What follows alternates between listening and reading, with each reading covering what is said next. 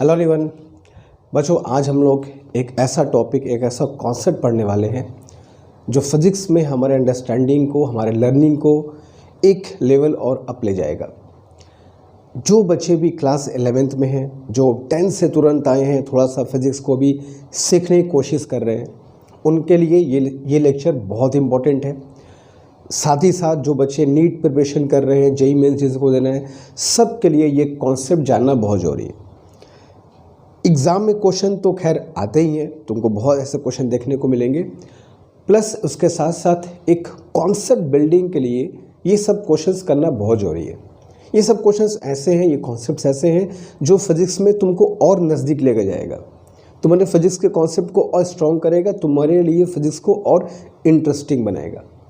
मुझे ओवरऑल तुमको फिज़िक्स सिखाना है, कुछ भी करके तुमको कॉन्सेप्ट सिखाना है ताकि एग्ज़ाम्स में क्वेश्चंस तो हो ही हो, हमें फिज़िक्स में इंटरेस्ट भी बढ़े। हम क्वेश्चंस कैसे करते हैं, न्यूमेरिकल्स कैसे आते हैं, अप्रोच क्या है, किस क्वेश्चन का क्या मतलब है, किस टाइप के क्वेश्चन को कैसे अप्रोच करते हैं, ये सारी बात हम लोग सीखेंगे। तो आज है काइनेमेटिक्स का लेक्चर नंबर 22 और आज हम लोग पढ़ेंगे एक बहुत इंपॉर्टेंट टॉपिक, लिखा हुआ है turning back of particle in straight line motion.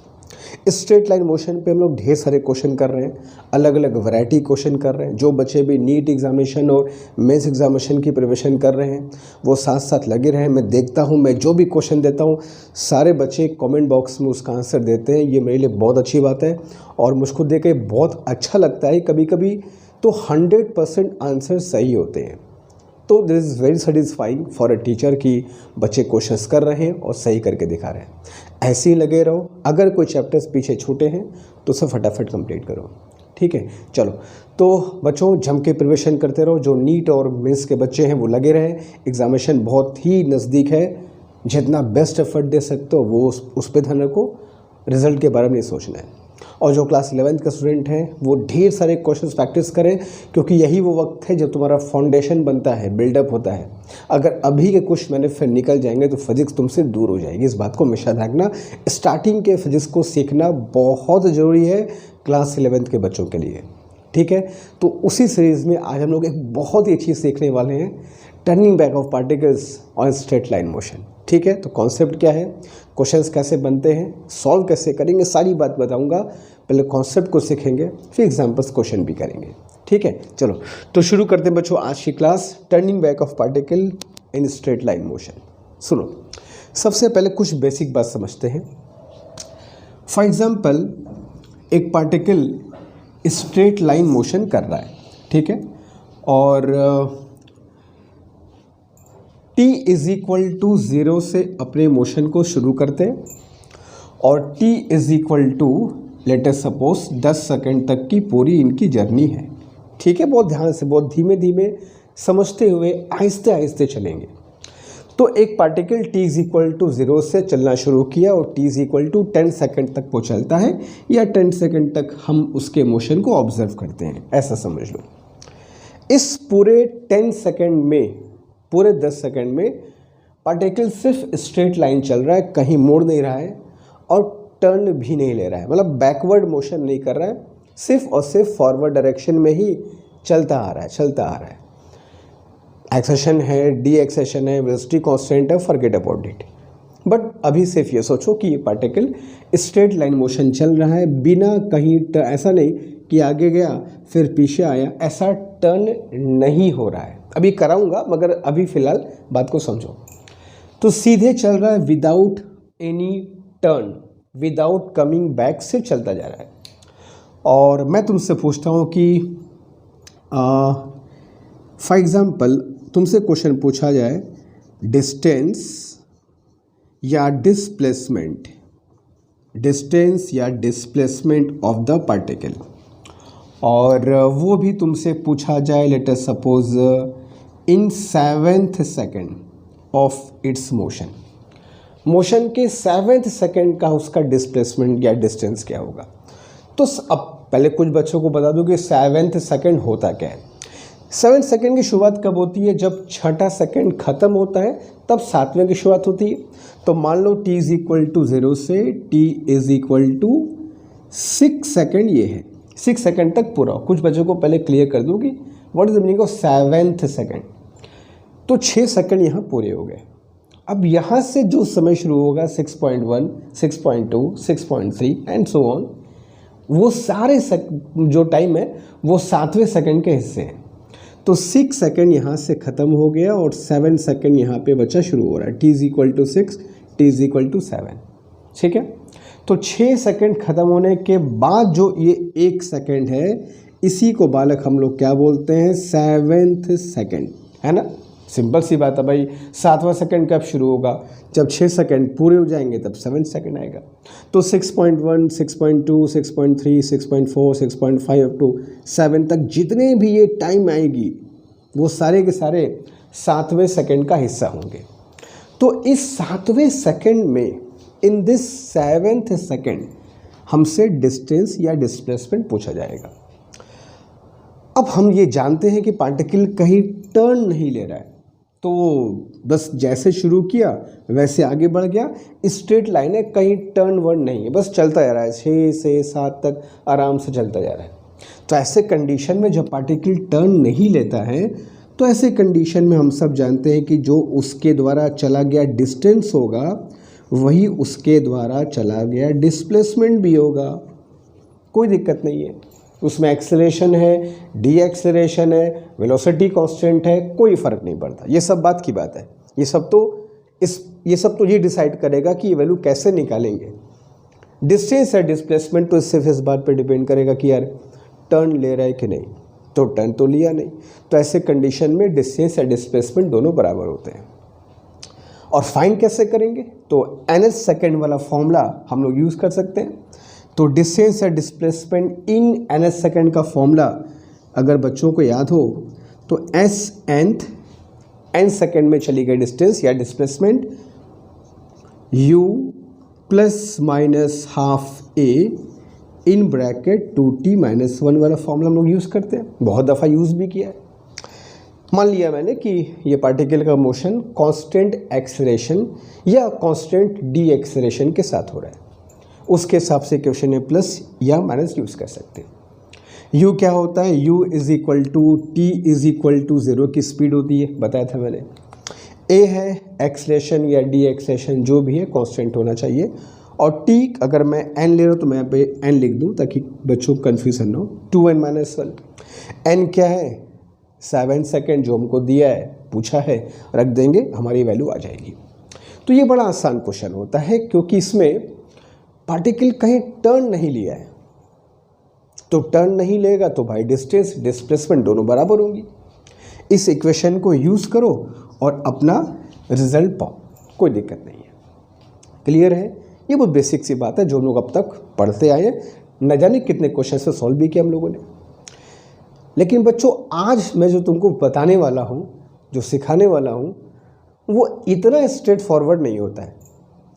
इसमें थोड़ा सा एक ट्विस्ट बना करके तुम्हारे सामने क्वेश्चन को पेश किया जाएगा। वो क्या ट्विस्ट होगा पता है? वो ट्विस्ट क्या होगा समझने के लिए मैं तुमको इस क्वेश्चन का दूसरा केस दिखाता हूँ कि ये क्वेश्चन में और क्या हो सकता है। ठीक है, चलो देखो। फॉर एग्जाम्पल वही पार्टिकल है, वही सब कुछ है, वही मोशन है, वही स्टार्टिंग है t=0 से विथ सम वेलोसिटी, कोई दिक्कत नहीं है। ठीक है, लेकिन अब थोड़ा सा इस पार्टिकल के मोशन में ट्विस्ट आएगा।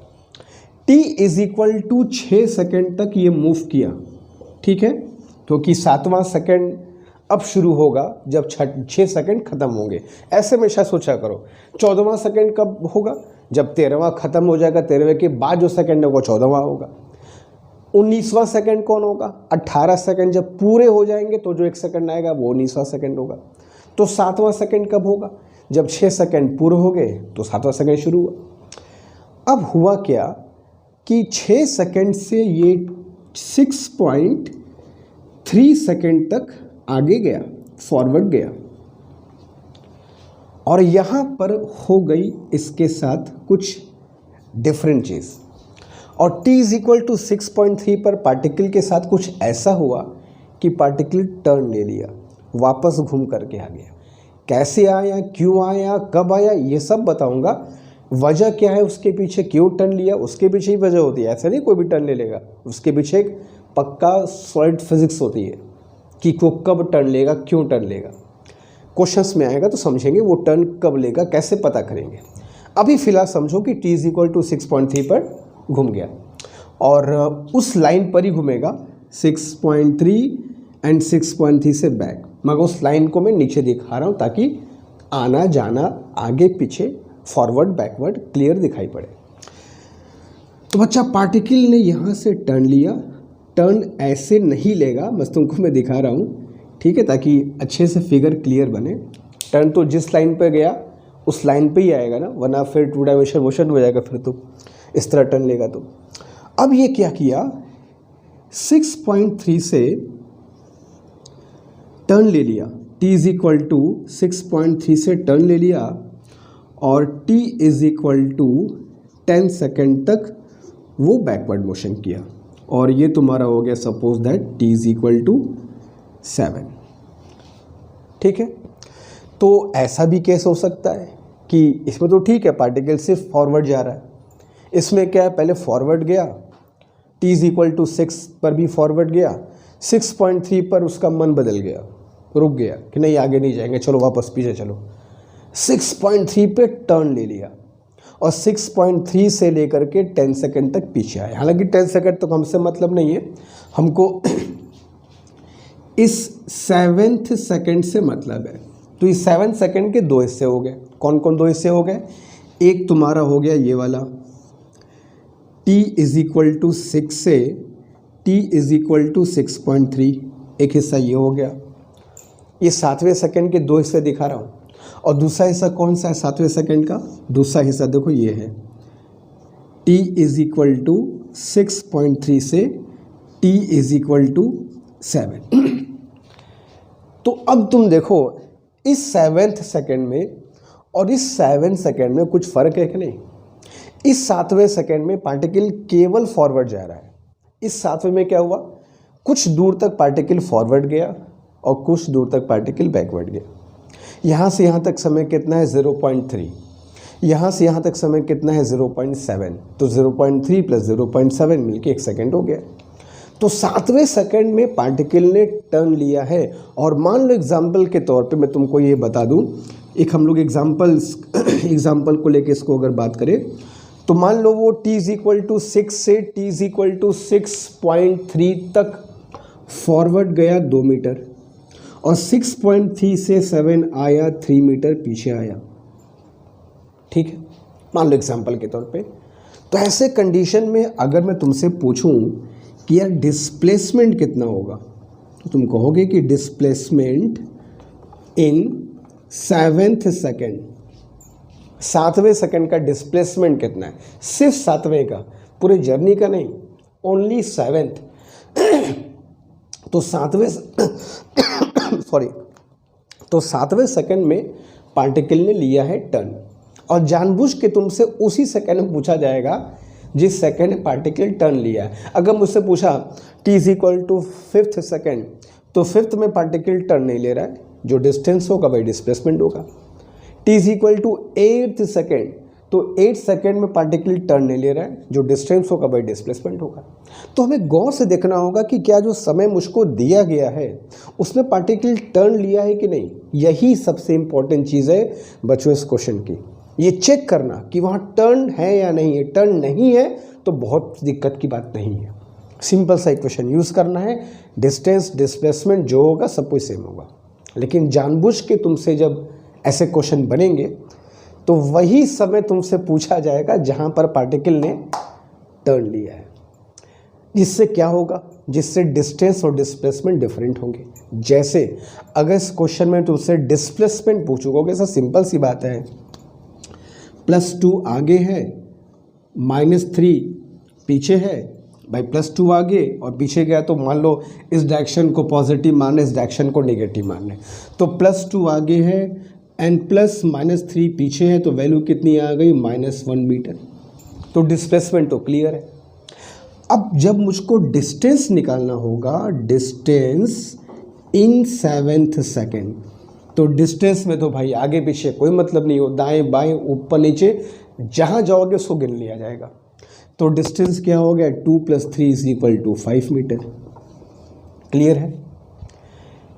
तो अब ये 7th सेकेंड में यहाँ तो कोई दिक्कत नहीं है, जो डिस्टेंस है वो डिस्प्लेसमेंट है, लेकिन यहाँ पे डिस्प्लेसमेंट कुछ और है, डिस्टेंस कुछ और है।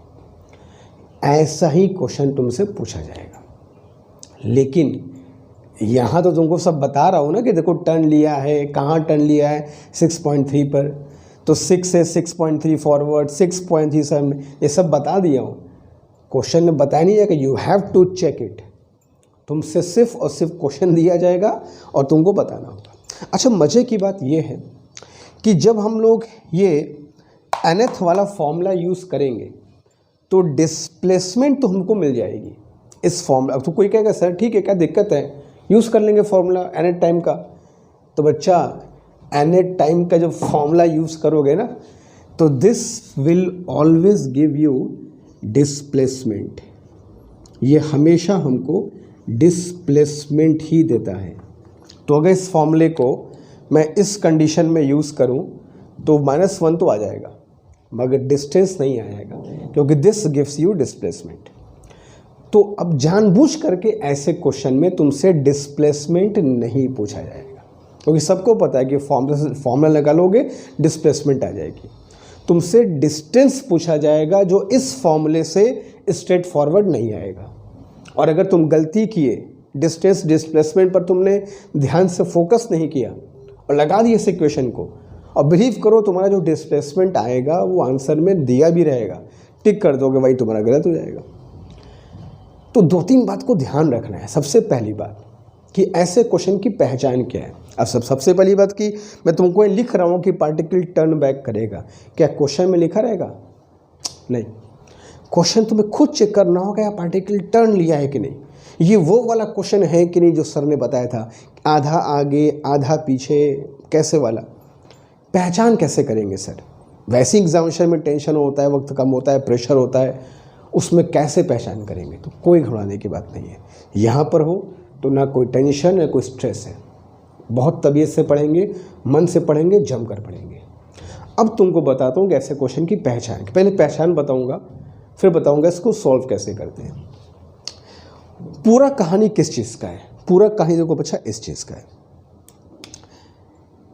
पार्टिकल का आगे जाना और पार्टिकल का पीछे आना, मतलब टर्निंग। ये टर्निंग का ही पूरा खेल है, ठीक है।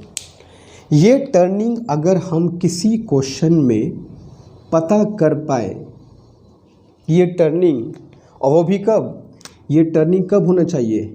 इन nth सेकेंड, बस यही है। अगर तुम किसी क्वेश्चन के nth सेकेंड में इस चीज़ को पता कर लिए, बस काम हो जाएगा। अगर तुमने ये चीज़ पता नहीं कर पाई तो गड़बड़। अच्छा, ये चीज़ अगर नहीं है, अगर ये चीज़ नहीं है, nth सेकेंड में टर्निंग नहीं है, केवल फॉरवर्ड है, गंगा ना हो, कोई दिक्कत नहीं है। फॉर्मूला यूज़ करो, distance, displacement, acceleration, deceleration, जो है सब खत्म, कोई दिक्कत नहीं है। लेकिन अगर टर्निंग है तो फिर 2-3 बात का ध्यान से समझना होगा, फिर क्वेश्चन को सॉल्व करना होगा, तब आंसर सही आएगा। बहुत लंबा क्वेश्चन नहीं होता है, बहुत छोटा क्वेश्चन होता है, मगर स्मार्ट बनना पड़ेगा तुमको, थोड़ा स्ट्रेट फॉरवर्ड, थोड़ा सा स्मार्ट, मतलब कहते हैं ना कि रटने वाला काम नहीं, दिमाग से समझने वाला काम, तब जाके क्वेश्चन सॉल्व होगा। तो अब तुमको बताऊं मैं कि इसकी पहचान क्या है, कैसे पहचानेंगे कि हमको किसी क्वेश्चन में टर्न है या नहीं है। तो उसकी देखो 2 चीज़ें हैं, मैं पहचान तुमको बताऊं कि 2 चीज़ों से पहचान जाओगे कि सर जो कॉन्सेप्ट बताए हैं, ये कॉन्सेप्ट लगाना है 2 चीज़ों से। सबसे पहली चीज़ तो nth सेकेंड में डिस्टेंस तुमसे पूछा जाएगा, डिस्प्लेसमेंट नहीं, डिस्टेंस। तो कभी भी nth सेकेंड में डिस्टेंस अगर पूछा जाए तो 99% चांस है, समझ लेना कि ये टर्निंग होने वाली है। और दूसरी चीज़ जो तुमको देखना है कि particle is turning in nth second, particle nth second में टर्न ले रहा है कि नहीं। अगर ये 2 चीज़ किसी क्वेश्चन में है, पहला nth सेकेंड में डिस्टेंस, 7वें सेकेंड में डिस्टेंस बताओ, 5वें सेकेंड में डिस्टेंस, डिस्प्लेसमेंट नहीं, डिस्टेंस बताओ, 19वें सेकंड में डिस्टेंस बताओ, तो समझ जाना कि 99.99% चांस है कि टर्न ले रहा है। और दूसरा चीज़ क्या होगा कि nth सेकंड में टर्निंग है या नहीं। जिस सेकंड का डिस्टेंस पूछे उस सेकंड में टर्निंग है या नहीं। अच्छा, कैसे पता करेंगे?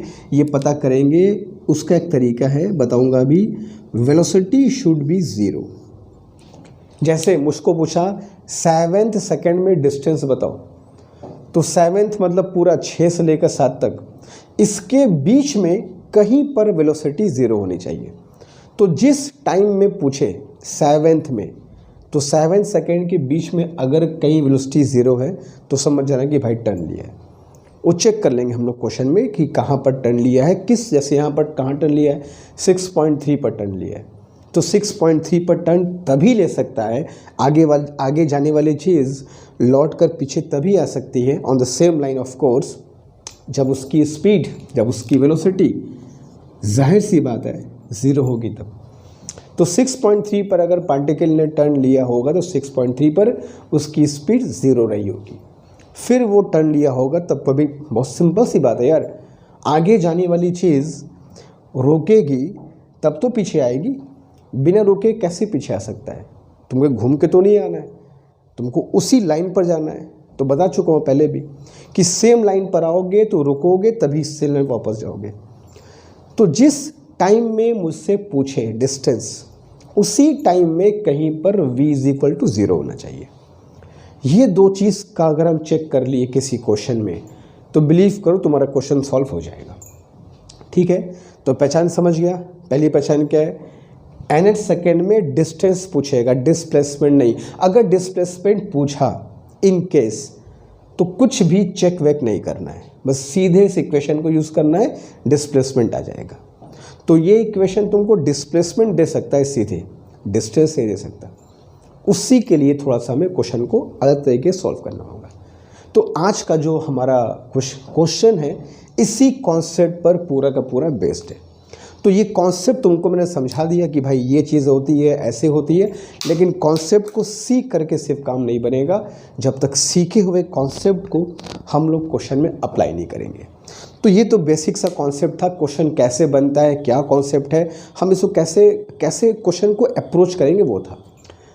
अब क्वेश्चन हमको रियल में कैसा आएगा, हम रियल में कैसे, फॉर एग्जांपल आपने सब कुछ यहाँ समझा दिया कि टर्न ले रहा है तो ये हो रहा है तो वो हो रहा है, क्वेश्चन मुझे सब लिख करके नहीं आएगा। तो क्वेश्चन तो बस क्वेश्चन बना के दे देगा, सब कुछ हमको चेक करना होगा। कैसे चेक करेंगे? Let us take example. तो शुरू करते हैं कुछ क्वेश्चंस। आज का पूरा क्लास इसी टॉपिक पर बेस्ड होगा। कुछ क्वेश्चंस मैं करूँगा, कुछ तुमको करने को दूंगा। ठीक है, तो जल्दी से कॉपी करो जो तुम्हारा मन करे। कुछ क्वेश्चन शुरू करते हैं, तब और मजा आएगा। Do it fast. अब चलते हैं बच्चों, इस चीज़ पर एक क्वेश्चन सॉल्व करते हैं। जो कॉन्सेप्ट सीखा है वो तो ठीक है, क्वेश्चन को समझाने का तरीका था ना कि यार ऐसे क्वेश्चन बनते हैं, क्वेश्चन की फ्रेमिंग ऐसे होती है। जो तुमको इसके पहले मैंने बताया वो क्वेश्चन का एक रूट था कि क्वेश्चन कैसे फ्रेम करते हैं, इस क्वेश्चन को ऐसे बनाते हैं। अब क्वेश्चन जब बनते हुए हमको दिखता है कि यार क्वेश्चन की फ्रेमिंग ऐसे होती है, तो उसको सॉल्व करना और आसान हो जाता है। अब ये क्वेश्चन, अब हम लोग तुमको समझा दिए इसके पहले पूरा, लेकिन क्वेश्चन में इतना डिटेल में तो नहीं आएगा ना। क्वेश्चन तो बस काम की बातें लिखी होगी, बाकी सारी बात हमें खुद से सोचनी होगी। तो पहचान तुमको मैंने बता दिया है। nth सेकेंड में डिस्टेंस, फिर बोल दे रहा हूँ कि द पहचान of this type of question is nth second में डिस्टेंस फाइंड करना, डिस्प्लेसमेंट नहीं डिस्टेंस। ये सबसे बड़ी पहचान है कि nth सेकेंड में अगर डिस्टेंस पता करना हुआ तो समझ जाना कि पार्टिकल में टर्निंग है 99.99% चांस में। अगर डिस्प्लेसमेंट है और टर्न नहीं ले रहा है, टर्न नहीं ले रहा है तो क्या फ़ायदा है जब डिस्टेंस जिसमें सबको सेम ही होगा। हमको चेक करना होगा, ऐसे कोई बात हवा में नहीं करेंगे, सब चेक करेंगे। कैसे चेक करेंगे देखना। A particle moving with velocity 9 metre per second towards east. एक पार्टिकल ईस्ट की तरफ जा रहा है with velocity 9 metre per second, ये ईस्ट मैंने मान लिया। At t = 0 a constant acceleration. इस बात पे फोकस करना क्योंकि ये बहुत जरूरी है कि कांस्टेंट एक्सेलरेशन है 2 मीटर पर सेकेंड स्क्वायर का, acting on it towards waste.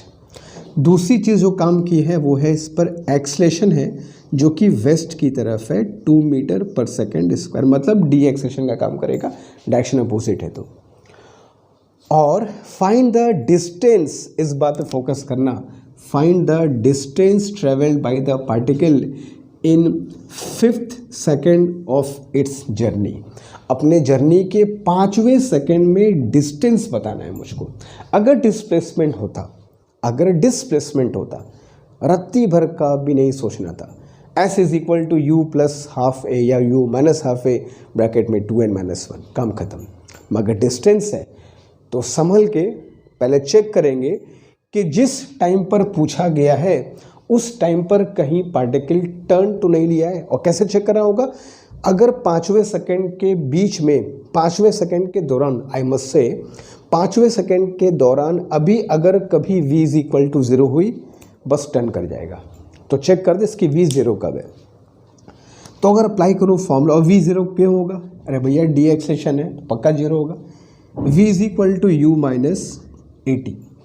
मैं चेक करना चाहता हूँ स्टॉप कब होगा 0, u कितना होगा 9 माइनस 2t। तो यहाँ से अगर मैं t फाइंड करूँ तो कितना आएगा 4.5 सेकेंड। 4.5 सेकेंड बताओ 5वें सेकेंड का हिस्सा है कि नहीं भाई। 5वां सेकेंड कहाँ से शुरू होगा, चौथा खत्म होगा तब शुरू होगा। तो 4.5 सेकेंड जो है वो 5वें सेकेंड के बीच की बात है, हो गया चेक। अगर v इज इक्वल टू 0 है, 4.5 मतलब क्या, 4 और 5 के बीच की बात है, और 4 और 5 का बीच का सेकेंड ही तो 5वां सेकेंड होता है। तो इसको फिगर में तुमको बना कर दिखाऊँ तो कुछ ऐसी बात आएगी कि ये चला t इज इक्वल टू 0 से, और ये है मान लो t is equal to 4 second, क्योंकि 4 बताना इसलिए जरूरी है क्योंकि 4 के बाद ही 5वां शुरू होगा। तो t is equal to 4 second ये है, और t is equal to 4.5 second ये है। यहीं पर t is equal to 4.5 second पर इसकी वेलोसिटी क्या हो गई है 0। अब यहाँ पे अगर 0 है तो जाहिर सी बात है इसके बाद पार्टिकल क्या मारेगा, टर्न मारेगा, और टर्न मार करके फिर वो आगे की तरफ जाएगा ऐसे, ठीक है। तो 5वें सेकेंड के 2 हिस्से हो गए, t इज इक्वल टू 4 से 4.5 आगे, और t इज इक्वल टू 4.5 से t is equal to 5 second तक पीछे हो गए। तो आधा सेकेंड इधर और आधा सेकेंड इधर, ये कहानी है 5वें सेकेंड की। बस यही चीज़ तुमको समझना है। ये चीज़ किसी भी क्वेश्चन हम चेक कर लिया, क्वेश्चन वहीं पर ख़त्म हो जाएगा। बस इसको थोड़ा सा ध्यान लगा करके अच्छे से चेक कर लेना है। तो अब 5वें सेकेंड का डिस्टेंस पूछा था, तो 5वें सेकेंड की 2 हिस्से हो गए। एक हो गया 4 से 4, ये पूरा 5वां सेकेंड कब शुरू होगा, जब चौथा ख़त्म हो जाएगा। तो 4 से 4.5 आधा सेकेंड फॉरवर्ड, और 4.5 से 5 आधा सेकेंड बैकवर्ड। तो 5वें सेकेंड के 2 हिस्सों को अगर मैं बनाऊं तो कुछ ऐसे दिखा सकता हूं ना, कि थोड़ा सा फॉरवर्ड और थोड़ा सा क्या हो जाएगा बैकवर्ड। इसका ड्यूरेशन भी t इज इक्वल टू 4 से t इज इक्वल टू 4.5 है, और इसका duration t is equal to 4.5 से t इज इक्वल टू 4 है। हाफ सेकेंड का फ़र्क है आगे और पीछे में, ठीक है। अच्छा, कभी भी अगर ऐसी कंडीशन आ जाए कि दोनों तरफ अगर टाइम सेम हो, फॉरवर्ड और बैकवर्ड का टाइम अगर सेम हो, तो दोनों डिस्टेंस हमेशा इक्वल होते हैं, ठीक है। तो अगर डिस्प्लेसमेंट निकालोगे तो वो तो ऐसे ही 0 हो जाएगा। जितना आधे सेकंड में आगे जाएगा उतना ही आधे सेकंड में पीछे। तो सिर्फ 1 सेकंड की बात करनी है, सिर्फ 5वें सेकंड की बात करनी है। इसके पहले क्या हो रहा था, 5 सेकंड के बाद क्या होगा, फ़र्क नहीं है। सिर्फ ये 5वें सेकंड का पूरा खेल हमको चेक करना है। तो चूँकि समय बराबर बराबर है, एक कॉन्सेप्ट और सुन लो। अगर ऐसे क्वेश्चन में समय बराबर बराबर हो जाए, इसमें हो गया शायद किसी में ना हो, अगर समय बराबर बराबर हो जाए, जितना फॉरवर्ड उतना बैकवर्ड, तो ये दोनों डिस्टेंस बराबर होते हैं, ठीक है। तो एक डिस्टेंस निकालो, उसका डबल कर दो, डिस्टेंस आ जाएगा। और डिस्प्लेसमेंट तो वैसे ही 0 होगा, क्योंकि जितना फॉरवर्ड उतना बैकवर्ड। चेक करके दिखाएंगे तब मजा आएगा। अगर मैं t is equal to 4 to t is equal to 4.5 second की बात करो, आधे सेकेंड की बात करो, तो यहाँ से यहाँ तक dx, अच्छा यहाँ बात रखना, यहाँ से यहाँ तक d एक्सेलरेशन है, क्योंकि जब वो रुकेगा तभी आगे पीछे बढ़ेगा तो एक्सेलेरेशन शुरू होगा। तो ये क्या है, d एक्सेलरेशन, और पलट कर पीछे आया तो एक्सेलरेशन। तो मैं d एक्सेलरेशन वाला हिस्सा ले रहा हूँ, तो फॉर्मूला क्या लगाऊंगा, s is equal to ut minus half at²। यहाँ पर u की वैल्यू कितनी है यार, ऐसे निकाल सकते हो, 2 सेकंड का d एक्सेलरेशन है, 1 सेकंड में 2 कम हो जा रहा है, तो 4 सेकंड में 8 कम हो जाएगा। 4 सेकंड में 8 कम होगा तो यहाँ पर वेलोसिटी कितनी बचेगी, 1 मीटर पर सेकंड बचेगी। झट से कैलकुलेट कर सकते हो, ठीक है। फिर देख लो, 2 मीटर पर सेकंड स्क्वायर का मतलब क्या हुआ, हर 1 सेकंड में स्पीड 2 कम हो जाएगी। तो 4 सेकंड में कितनी कम होगी, 1 सेकंड में 2 कम हो रही है, 2 सेकंड में 4, 3 सेकंड में 6, 4 सेकंड में 8, 9 में से 8 कम हो गया, 1 बच गया। तो जब 5वां सेकंड शुरू हो रहा था, ठीक है, उस वक्त बॉडी की स्पीड 1 मीटर पर सेकंड बची थी। तो 1 मीटर पर सेकंड स्पीड, हाफ सेकंड का समय है, ए की वैल्यू है 2, हाफ का स्क्वायर 1/4, 2 से 2 कैंसिल, 1/2 मैथ्स 1/4 दैट इज 1/4, यानी कि 0.25 मीटर। अगर ये 0.25 मीटर है तो पक्का ये भी 0.25 ही होगा, इसमें कोई शक नहीं है। अगर कभी भी टाइम बराबर हो, फॉरवर्ड और बैकवर्ड, डिस्टेंस हमेशा सेम होगी। तो अगर मैं टोटल डिस्टेंस पूछूं, total distance in 5th second, तो कितना हो गया, 0.25 आगे, 0.25 पीछे, that is 0.5 metre is the answer. ये इसका आंसर हो जाएगा, काम खत्म। और डिस्प्लेसमेंट कितना होगा, डिस्प्लेसमेंट तो ऐसे ही 0 होगा, 0.5 आगे, 0.5 पीछे, डिस्प्लेसमेंट 0 है। अच्छा, मैं तुमको देख कर ये चीज़ चेक करके बताता हूँ कि जो ns सेकेंड का फॉर्मूला होता है उसको लगाने पर क्या मिलता है, देखते हैं। s nth is equal to u minus half a bracket में 2t माइनस 1 या 2n माइनस 1 जो कह लो, इसको लगाते हैं, जो कि ज़्यादातर बच्चे लगाते हैं। यहाँ मैंने फॉर्मूले में क्या बताया था, ये u हमेशा t इज इक्वल टू 0 वाला होता है, तो t इज इक्वल टू 0 पर u कितना था, 9, तो 9 minus half a is 2 and 5 2 जा 10 माइनस 1 9, तो 2 से 2 कैंसिल, 9 माइनस 9 0, और ये 0 क्या था, ये 0 डिस्प्लेसमेंट था। 0.25 आगे, 0.25 पूछे, डिस्प्लेसमेंट 0 आएगा। यही तुमको मैं सिखाना चाहता हूँ, यही तुमको बताना चाहता हूँ कि इस फॉर्मूले को लगाना कोई बुरी बात नहीं है, लेकिन इस बात को तुम समझ जाना कि तुमको ये जो फॉर्मूला देगा वो डिस्प्लेसमेंट होगा, डिस्टेंस। अगर इसी क्वेश्चन में डिस्टेंस के बदले डिस्प्लेसमेंट होता तो ये सब कुछ भी चेक वेक नहीं करते। अगर टर्न ले भी रहा होगा तो डिस्प्लेसमेंट आ जाएगा, सीधे इस फॉर्मूले को यूज़ करते आंसर आ जाता। लेकिन डिस्टेंस पूछेगा तब ये सब तुमको थोड़ा चेक करना होगा। बस यही इस क्वेश्चन का एकदम कह सकते हो कि जिस्ट है, जिसको तुमको समझना है, जिसके बेस पर तुम्हें क्वेश्चन सॉल्व करने हैं। आई रिपीट, अगर डिस्प्लेसमेंट दे तो सिंपल इस फॉर्मूले को यूज़ कर लेना, टर्निंग है नहीं है डोंट केयर, सब अपने आप एडजस्ट हो जाएगा। लेकिन डिस्टेंस पूछे तो वो थोड़ा संभल करके पूरा प्रोसेस को देख करके तब क्वेश्चन करने में जाएगा, ठीक है। तो आई थिंक ये क्वेश्चन बहुत हद तक कॉन्सेप्ट को क्लियर कर दिया होगा कि क्या चीज़ सर ने बताई है और एग्ज़ाम में क्वेश्चंस कैसे आते हैं। मिलते हैं, तुमको बहुत क्वेश्चन मिलेंगे ऐसे, बट एक क्वेश्चन से काम नहीं बनेगा, ये 2 क्वेश्चन वे करेंगे और तुम्हें करने को भी देंगे। ऐसे कर लो, चलते क्वेश्चन नंबर 2 की तरफ, डू इट फास्ट। अब आओ एक और क्वेश्चन लगाते हैं इस पर और देखते हैं क्वेश्चन कैसे बनेंगे। प्रैक्टिस करेंगे तो और हमें कह सकते हो कि ऐसे क्वेश्चन को जज करने का फट से आपको आइडिया मिल जाएगा। बार बार तो चेक करना होगा कि तुम टर्न कर रहा है कि नहीं। क्वेश्चन को पढ़ के तुमको समझ में आएगा यहाँ पे करना क्या है, बशर्ते ढेर सारे क्वेश्चन प्रैक्टिस करोगे तो। इसीलिए प्रैक्टिस मैं खूब तुम्हें करवा रहा हूँ, जम के प्रैक्टिस हम लोग कर रहे हैं। आज 20 सेकंड काइनेमेटिक्स का लेक्चर है, कितने क्वेश्चन हम लोगों ने किए देखो, सिर्फ इसलिए कि तुम्हारी प्रैक्टिस बने, जम करके प्रैक्टिस बने। अलग अलग टाइप क्वेश्चन तुमको एग्जाम मिले तो लगे कि हायर क्वेश्चन पहले हम लोगों ने किया एग्जाम में, क्लास में किया है, घर पे किया है, प्रैक्टिस किया है, सर ने बोर्ड पे करवाया है। क्वेश्चन 2 कर रहा है कि a particle moving on a straight line with 13 metre per second velocity. एक पार्टिकल है जो स्ट्रेट लाइन मोशन चल रहा है with velocity 13 metre per second, अच्छी बात है। At t is equal to 0 a constant acceleration 4 metre per second square acting on it. इस बात पे फोकस करना कि ऑपोजिट टू इट्स मोशन, उसके मोशन के ऑपोजिट है, और कांस्टेंट पर तो हमारा एक नज़र हमेशा रहता ही है। एक्सेशन कांस्टेंट है, मोशन के ऑपोजिट है। भाई अगर मोशन के लॉन्ग ही रहेगा हमेशा तो पार्टिकल काहे को रुकेगा यार, टर्न काहे करेगा, निकलता जाएगा। डी एक्सेशन पहले होगा तब तो पार्टिकल स्टॉप करेगा। तो पार्टिकल के मोशन के ऑपोजिट अपोजिट एक्सेशन है, और कितना है तो a इज इक्वल टू है 4 मीटर पर सेकेंड स्क्वायर, जो कांस्टेंट है, ठीक है। और कह रहा है कि फाइंड द डिस्टेंस, मिल गई वो चीज़ जिसकी हमको हमेशा तलाश रहती है, distance. Find the distance covered by it in 4th second.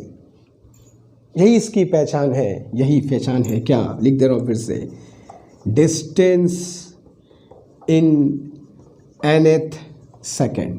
ये पहचान जिसने समझ लिया उसको इस क्वेश्चन को सॉल्व करने में रत्ती भर भी देर नहीं लगेगी। डिस्टेंस इन nth सेकेंड जो हमको दिया हुआ है, बट हमको क्या पता कि डिस्टेंस जो पूछा उसमें टर्न है कि नहीं है, पार्टिकल टर्न ले रहे हैं कि नहीं, चौथे सेकंड में पार्टिकल टर्न है, मुझे क्या पता। तो चेक करेंगे कि वेलोसिटी 0 कब हो, वेलोसिटी 0 होगी तभी वो टर्न ले सकता है, ठीक है। तो अगला हमारा काम ये होगा कि चेक करना कि उसकी वेलोसिटी 0 कब है। तो और डी एक्सेशन है तो उसकी 0 होगा ही ना कभी। तो अप्लाई करो formula v is equal to u minus a t, v is equal to 0, u is equal to 13 minus 40। तो 4t is equal to 13, t is equal to 13/4, तो 3.25 सेकेंड देखो आ गया। 3 सेकेंड के बाद जो भी सेकेंड है वो चौथे सेकेंड का हिस्सा है, याद रखना 4 से कम होना चाहिए बशर्ते, ठीक है। 3 पॉइंट के बाद जो भी समय चौथे सेकेंड का हिस्सा है, यानी कि चौथे सेकेंड में पार्टिकल टर्न लिया है। हम जो सोच रहे थे वैसे ही क्वेश्चन है, नहीं है तो कोई दिक्कत नहीं है, nth सेकेंड का फॉर्मूला लगाओ आ जाएगा डिस्टेंस। लेकिन अगर टर्न है तो समझ जाओ। अब कैसे करेंगे देखो, t इज इक्वल टू 0 से शुरू किया था विथ 13 मीटर पर सेकेंड। ये है t इज इक्वल टू 3, क्योंकि यहीं के बाद से चौथा सेकेंड शुरू होने वाला है। और t इज इक्वल टू 3.25 पर उसकी वेलोसिटी हो गई है 0, और जैसे ही 0 होगा तभी वो क्या लेगा, टर्न, और टर्न लेकर के वो पीछे की तरफ मोशन शुरू करेगा। और टर्न कब लिया, t इज इक्वल टू 3.25 पे टर्न लिया, ऑफ कोर्स सेकेंड है ये सारे, और ये t इज इक्वल टू 4 तक की बात मैं केवल कर रहा हूँ। तो चौथा सेकेंड जो 1 सेकेंड है उसके 2 हिस्से कर दिए, 3 से 3.25 फॉरवर्ड मोशन है, और 3.25 से 4 सेकेंड बैकवर्ड मोशन है। और चूंकि ये टाइम बराबर नहीं है, इसके पहले वाले टाइम बराबर था, यहाँ टाइम कितना है 0.25 सेकेंड, यहाँ कितना, यहाँ से यहाँ वक्त कितना है 0.75 सेकेंड। तो टाइम अगर बराबर था तो आगे पीछे डिस्टेंस बराबर थी, कुछ आसान काम हो गया था, मगर हमेशा टाइम बराबर नहीं आएगा।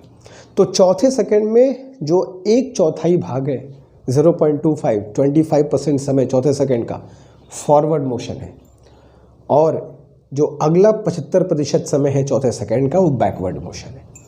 यही चीज़ अगर चेक कर लिया काम हो गया।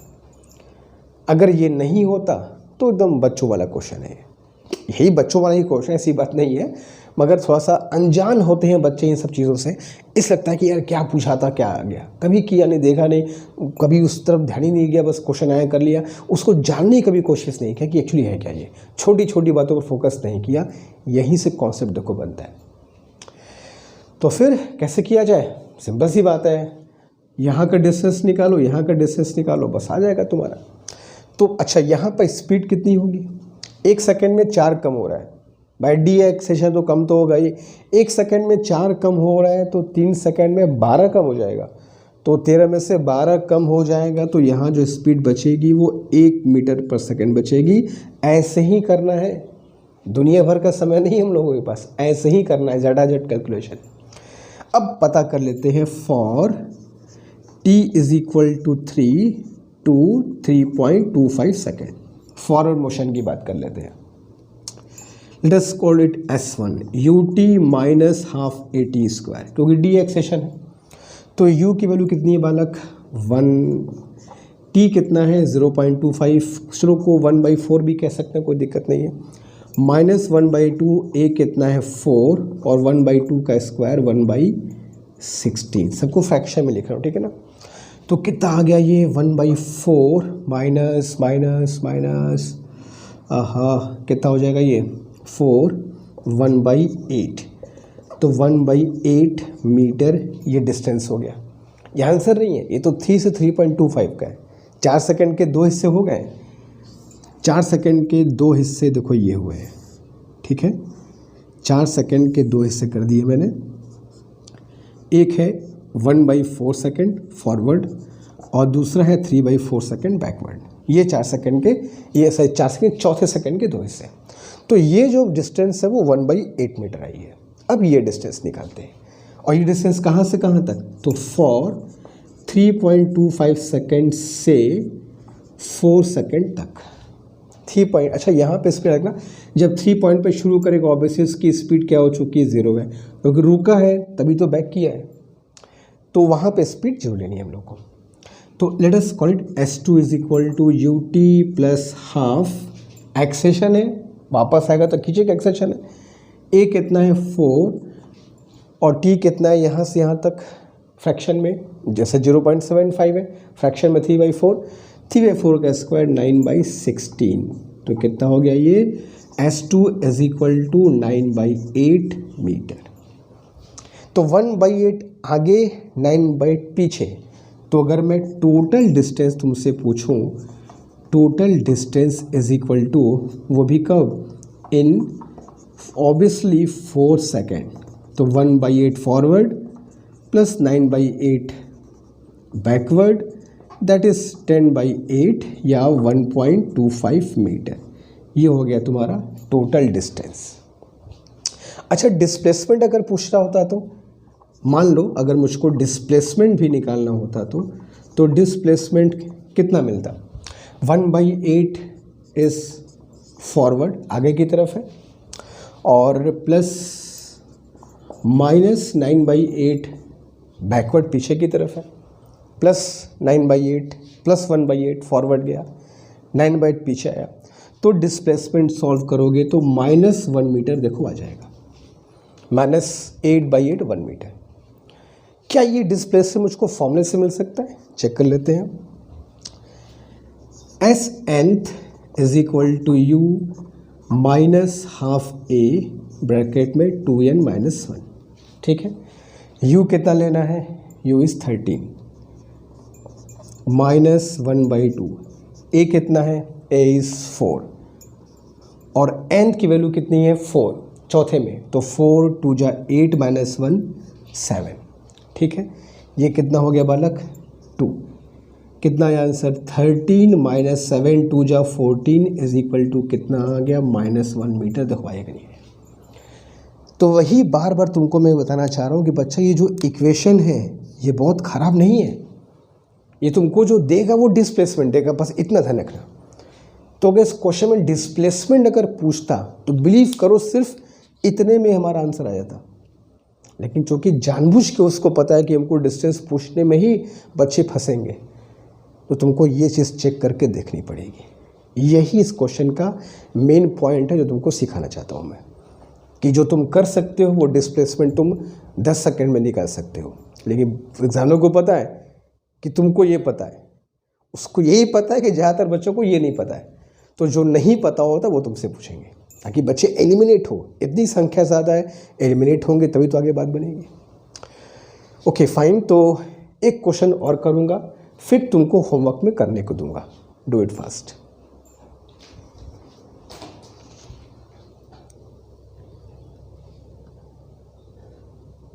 एक और क्वेश्चन करते हैं बच्चों ताकि और अच्छे से बात समझ में आ जाए, फिर एक तुम्हें करने को दूंगा, सारे बच्चे उसका आंसर मुझको बताएंगे। चलो शुरू करते हैं क्वेश्चन।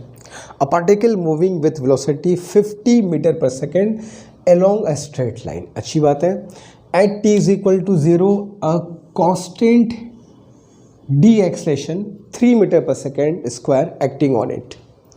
फाइंड, जो हमको चाहिए, distance travelled by it in 17th second of its motion. तो जो की वर्ड है जिसको हमको जानना होता है वो है distance in nth second. Distance in nth second अगर कहीं पर दिख जाएगा, यही इस क्वेश्चन की पहचान है, यही इस मेथड की पहचान है। इस बात को मैं बार बार लिख रहा हूँ ताकि दिल दिमाग में बैठ जाए कि क्या चेक करना है। लेकिन डिस्टेंस इन nth सेकेंड में हमेशा वही मेथड लगाएंगे, फिक्स थोड़ो है, वहाँ टर्न लेना चाहिए, अदरवाइज फॉर्म में लगाओगे 10 सेकेंड में आंसर आ जाएगा। तो टर्न लिया है कि नहीं 17 सेकेंड में, ये भी मैटर करता है, तो चेक कर लेते हैं। तो भैया उसका जो वेलोसिटी है वो है 50 मीटर पर सेकेंड इनिशियली, और जो डी एक्सेलरेशन है मतलब पीछे की दिशा में है, कांस्टेंट है, वो है 3 मीटर पर सेकेंड स्क्वायर। अच्छी बात है, ठीक है। तो मैं अगर चेक कर लूँ कि ये स्लो हो रहा है तो रुकेगा कब, v is equal to u minus 80, v is equal to 0, u is equal to 50 minus 3t। तो t इज इक्वल टू कितना आ गया 50/3, यानी कि 16 होल 2/3। तो 16 होल 2/3 तो भैया 17वां सेकेंड का हिस्सा है ही है। ये 16 सेकेंड पूरे हो गए, ये 2/3 17वें सेकेंड का हिस्सा है। तो 17वें सेकेंड में पार्टिकल ने टर्न लिया है, तो होना ही था, जान तो वही क्वेश्चन कर रहे हैं, मगर यहाँ तो पता है, एग्जाम में चेक करके देख लेना। तो अब मैं इसके पूरे मोशन को बनाऊं और दिखाऊं कि ये जो जाएगा वो t इज इक्वल टू 0 से 50 मीटर पर सेकेंड से शुरू किया, और t is equal to 16 second के बाद की बात लेते हैं जहाँ 17वां सेकेंड शुरू होता है। तो इसके बाद जो है वो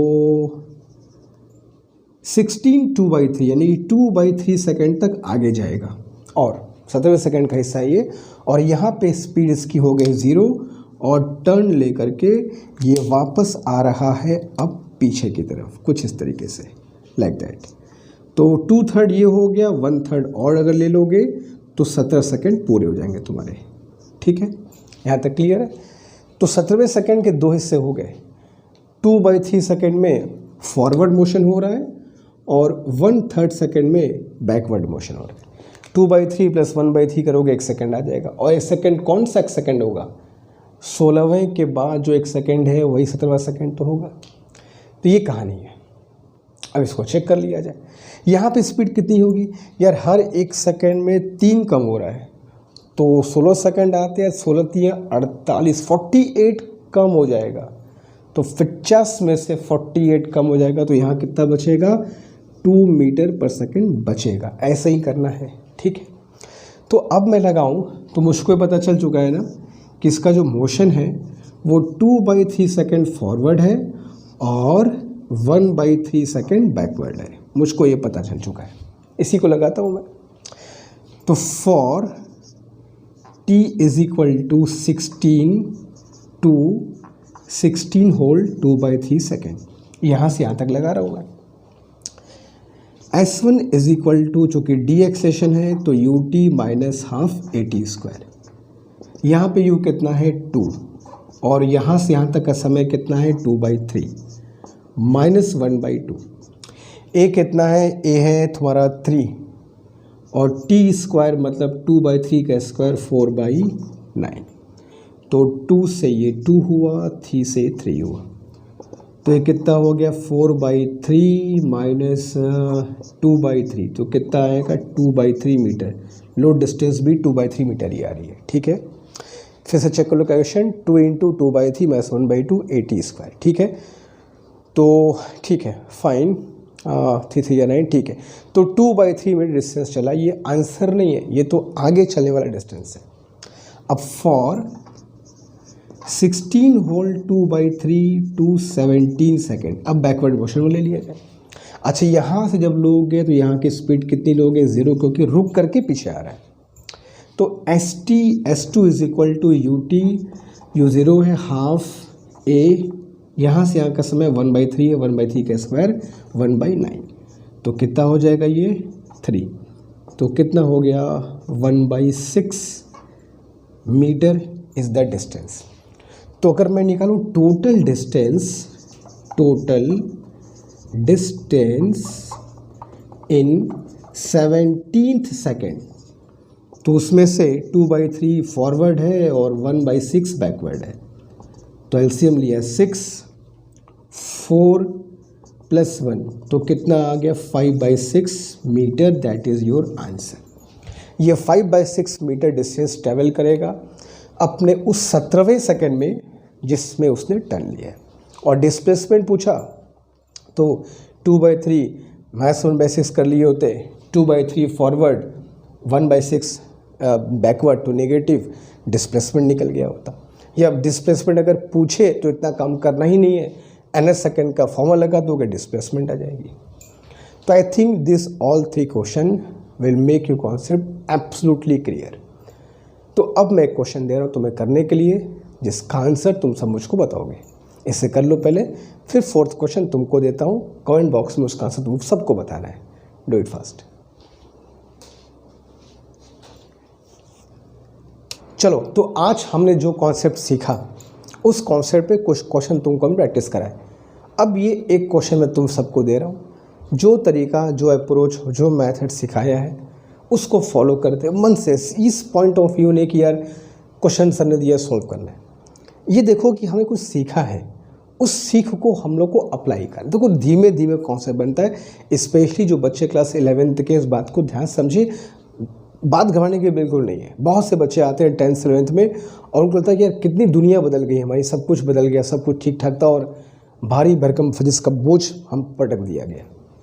ठीक है, ये बिल्कुल सही बात है कि सडनली लेवल बहुत बढ़ जाता है, लेकिन हम सबको उसको ही लेकर चलना है। थोड़ा सा अगर दिक्कत है थोड़ा पीछे हटो, हमेशा पीछे हटो और देखो पीछे कहाँ पर गड़बड़ी हो रही है, वहाँ से स्टार्ट करो 0 से, फिर स्टार्ट करो 0 से, आगे बढ़ो। देखो कभी कोई दिक्कत नहीं आएगी।